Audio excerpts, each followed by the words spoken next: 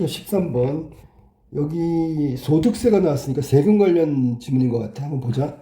노동, 자본, 노동과 자본과 보통 토지 같은 생산 요소, 그런 것들을 생산 요소라고 하죠. 공급을 통해 얻어지는 소득에 기반을 둔 세금이다. 소득세는 그러면 소득에 붙는 세금이잖아, 그지? 그러면 소득을 얻으려면 일을 해야 되잖아. 일을 하면 생산 요소가 필요하겠지. 그렇잖아. 만약에 농부는 소득세를 안 내지만 소득이 있다는 건 토지에서 수확을 하는 거잖아. 그럼 토지가 생산 요소가 되는 거고, 토지 없이 어떻게 수확을 해? 소득이 발생할 수 없잖아. 기반은 뭐라고? 생산 요소.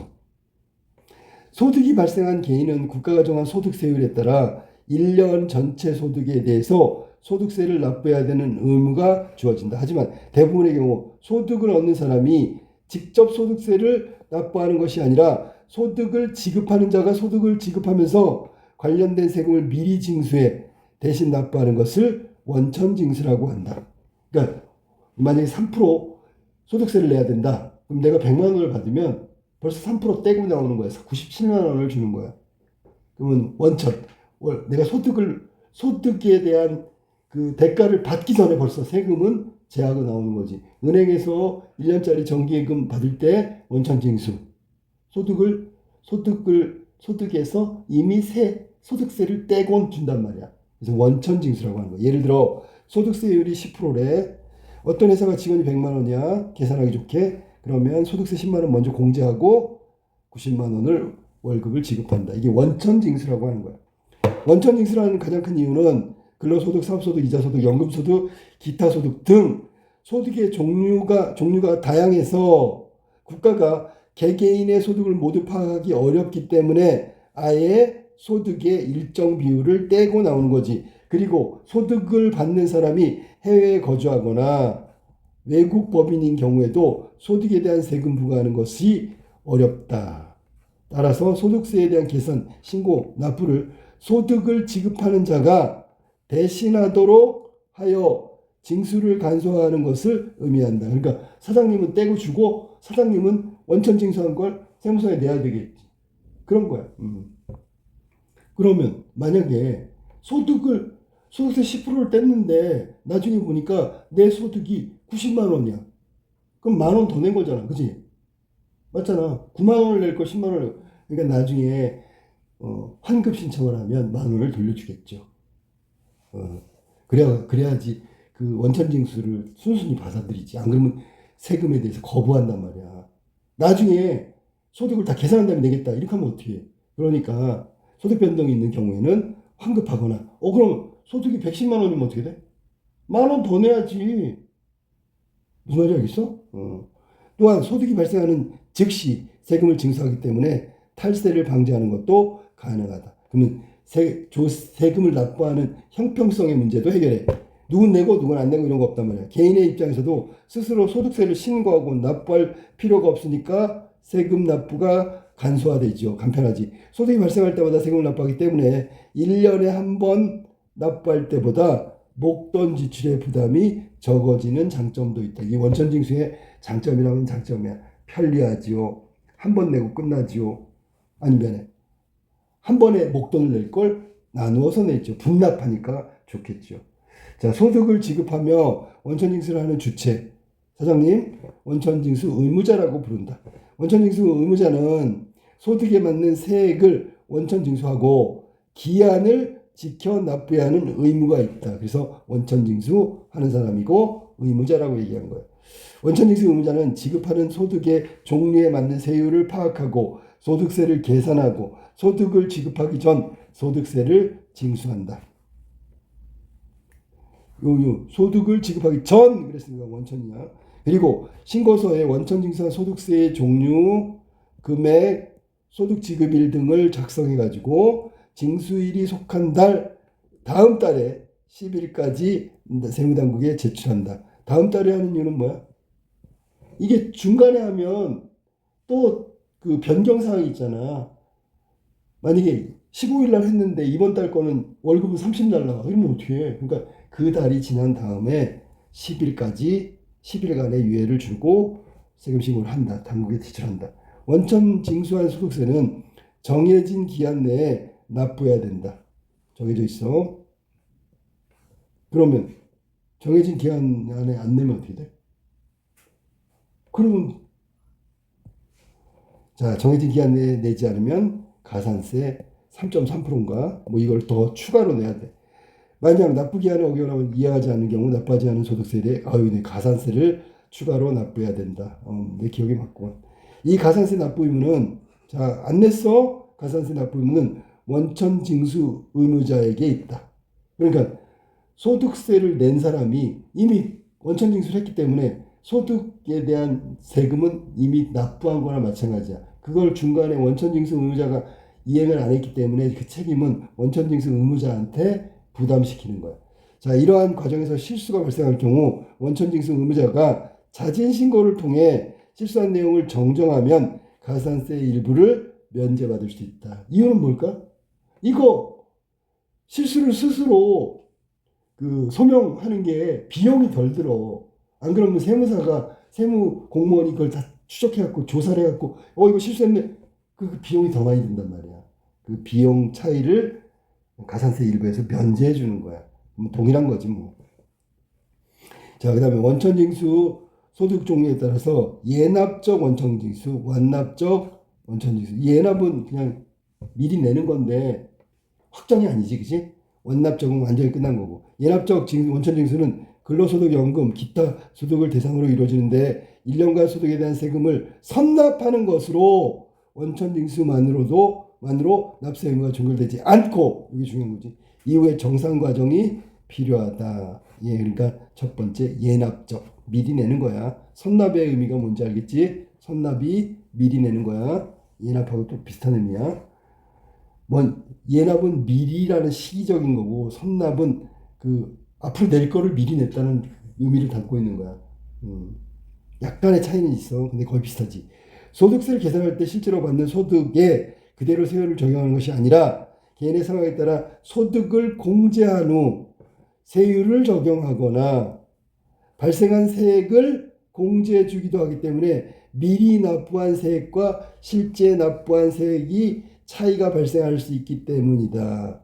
그래서 여기는 실제로 받는 소득을 그대로 적용하지 않는 이유가 그렇단 말이야.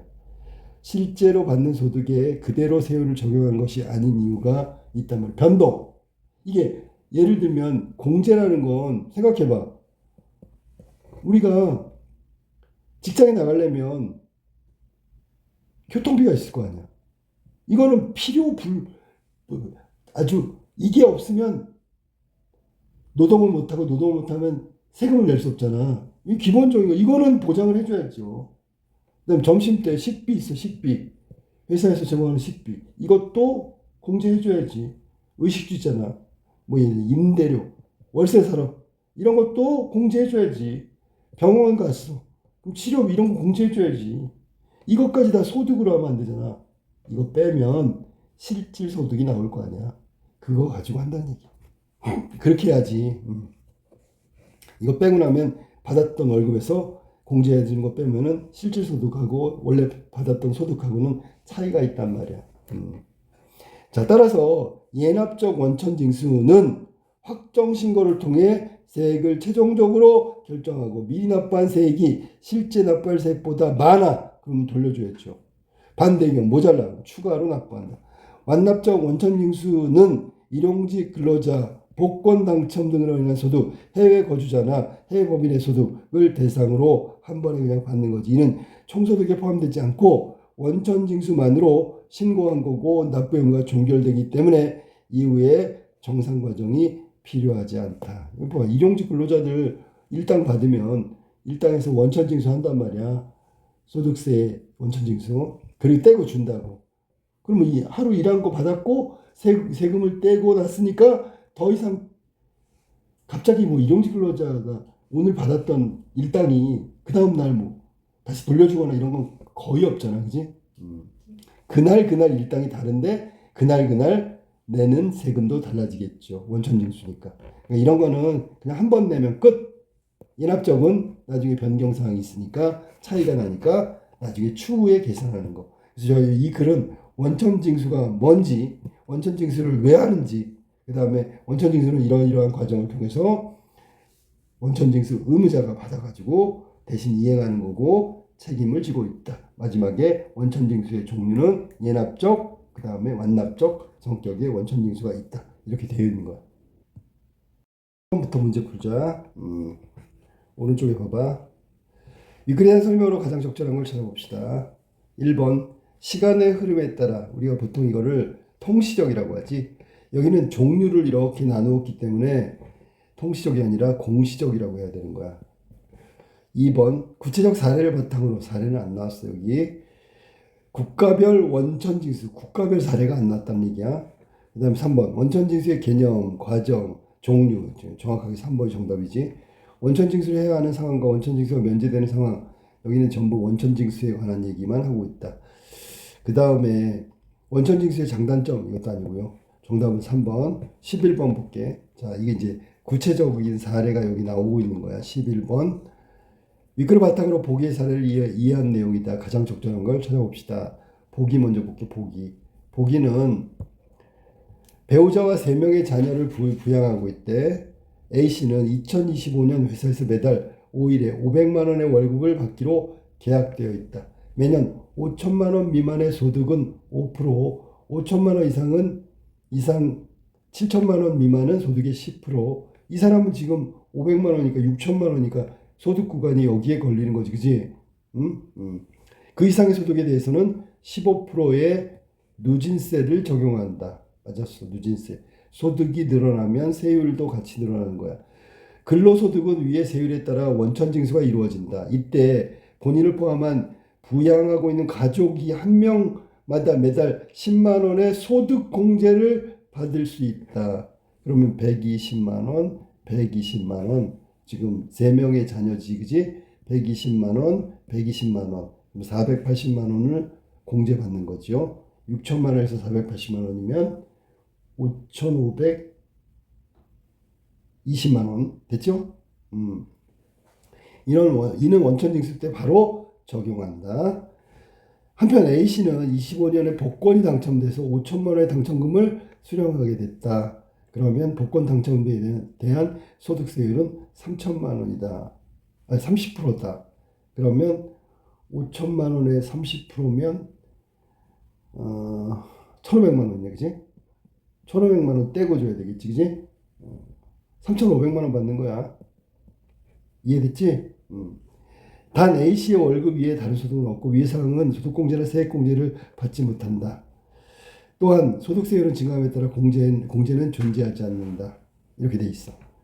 그러면 적절한 걸 찾아볼까? 1번 A씨는 2025년 소득에 대한 확정신고하는 과정에서 A씨의 소득세율은 10에서 15%로 올라간다. 맞아, 틀려? 틀렸잖아. 왜? 소득세율은 그대로죠. 10%. 여기 당첨된 거, 이거는 당첨금하고 한 번 내고 끝나는 거잖아. 이건 별도란 말이야. 자, 복권을 당첨하고 나서 1,500만 원의 세금을 내고 3,500만 원을 수령하면 이건 다 끝난 거야. 이걸 다 합쳐버리면 소득 구간이 올라가서 15%를 내야 되겠지. 근데 합치지 않는단 말이야.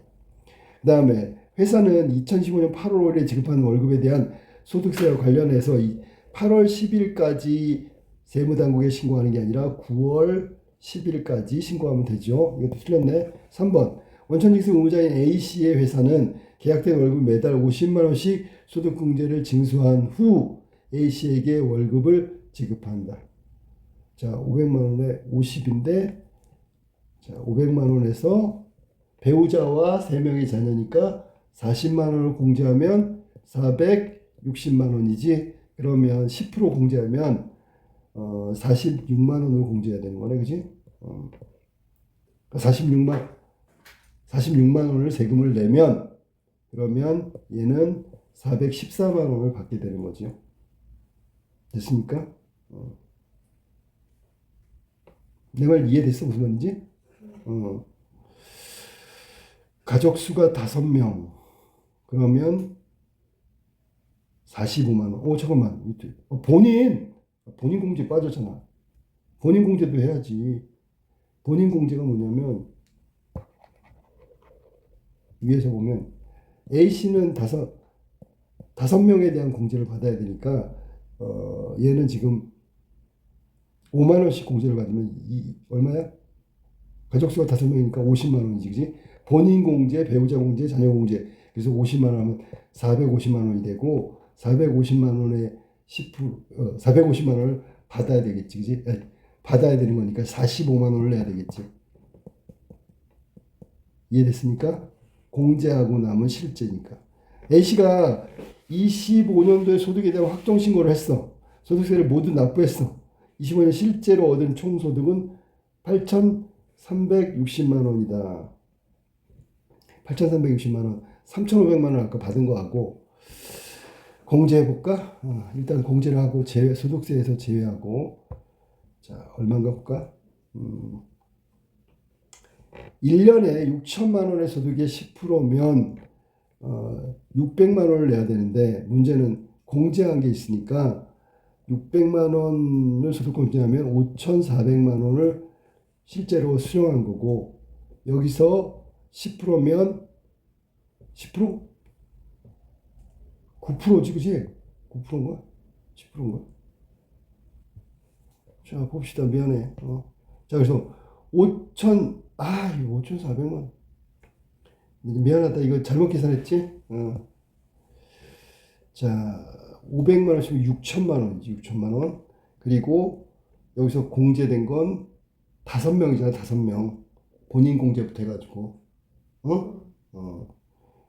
그러면 10만 원씩 하면 자, 그래서 6천만 원 소득에서 600만 원을 공제하니까 5,400만 원이 실제 소득. 거기다가 10%니까 10%면 얼마야? 540만 원이지, 그지? 5,400에서 540만 원을 빼면 6, 8, 4, 4,860만 원인가? 여기다가 3,500만 원을 더하면 8,360만 원이네. 맞췄잖아, 이거 4번. 이렇게 되는 거야. 그 다음에 A씨의 소득에 대해서 원천징수를 하지 않은 채 월급이 지급되어 소득세 납부가 이루어지지 않는 경우 A씨의 가산세의 모든 것은 직접 납부하는 게 아니고 원천징수 의무자의 책임이다. 그래서 정답은 4번이에요. 그래서 이거 실수령하고 잘 계산해야 돼요. 자, 그 다음에 기업과 니은에 대한 이해로 적절하지 않은 걸 찾아봅시다. 12번 기업과 니은에 대한 이해로. 기업이 뭐죠? 왼쪽에 볼까? 기업. 완납. 하나는 기업은 뭐야? 완납하고 기업은 예납이야? 네. 예납과 완납. 기업과 니은을 적절하지 않은 기업. 동일한 금액의 소득이라도 사람에 따라 소득세가 달라질 수 있다. 니은 원천징수의 과정에서 결정된 세액이 변하지 않는다. 이게 완납이고 예납이고 이게 완납이니까 둘 다 맞았지, 그지? 기업은 모두 소득을 지급하기 이전에 미리 세금을 납부해야 한다. 미리 계산하는 건 맞지만 납부는 나중에 토탈로 계산하고 내도 돼. 알았니? 이해됐어? 3번이 틀렸지. 납부 기한에 납부하면 되는 것이 예납적 성격의 니은에 해당되는 납부 방법이다. 그러니까 기업은 당연히 소득세를 소득받기 전에 받아야 되겠지. 하지만 니은은 그렇지 않다. 그다음에 근로를 통해 얻은 소득이라도 기업이 아닌 니은이 적용될 수가 있겠죠. 미리. 예를 들면 뭐 있을까? 딱 정해진 금액을 변동 없이 받는다면 그냥 이렇게 해도 된다는 얘기지. 기업은 모두 소득에 대한 신고 및 납세 의무가 발생한다. 맞았죠? 자, 정답은 3번이 그래서 틀렸다. 소득을 지급하기 이전에 미리 계산하는 건 맞아. 근데 징수는 좀 다르다고, 나쁘는. 자, 그 다음에 13번. A부터 E까지 사전적 의미로 적절하지 않은 걸 찾아봅시다. 13번. 교환하거나 판매하기 위해서 시장에 재화나 용역을 제공하는 걸 뭐라 그래? 기업 A. 불러주세요. 공급. 그 다음에 맞았고. 니은. 기초가 되는 바탕. B가 뭐야? B. 기반이지. 맞았고. 법이나 규칙이나 명령 따위로 어떤 행위를 하지 못하도록 한대. C가 뭐야? 방지. 이건 막는 거지. 행위를 하지 못하게 하는 거. 이거는 금지지, 금지. 실제로 행한다. D는 뭐야? 이행. 그 다음에 책임이나 의무 따위를 면제해 주는 거죠. 면하게 해준 면제. 정답은 3번이 금지지, C번은 방지이기 때문에 의미가 좀 다르다.